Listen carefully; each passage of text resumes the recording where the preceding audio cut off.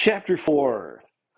During the next few days on the train, Nikolai brought many more people to God. Several gave their hearts to Jesus and became Christians.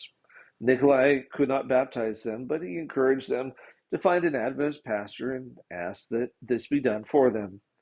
After the train had been traveling eastward for several days, it finally neared the city of Omsk. Nikolai had heard that the prisoners would be transferred to another train when they arrived in Omsk, but that was as much information as he could get. No one had told him yet how far they had to go or how long it was going to take for the entire trip. Judging by the distance to the port on the North Sea and the speed of the slowly moving train, Nikolai was guessing the trip would span at least 10 days. Near sunset on the sixth day, the train arrived in Omsk, a city known for its industry and oil production. Within the hour, Nikolai and the other prisoners were transferred to a train heading north. By dark, the train was lumbering across the plains toward the North Sea, and Nikolai had settled in again for the remainder of the trip. There were almost no passengers on this leg of the journey because they were now riding on a freight train.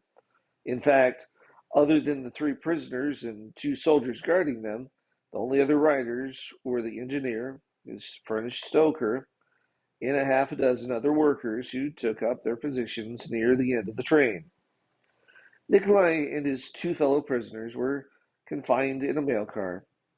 Heavy manacles were now attached to their legs as well as their wrists so that they couldn't be able to escape.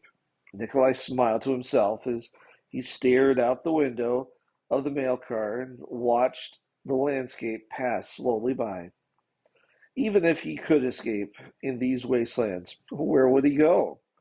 As the train wound its way northward, the country became even more flat and littered with swampy nooks. There by now there was no trees in the desolate terrain. For 3 long days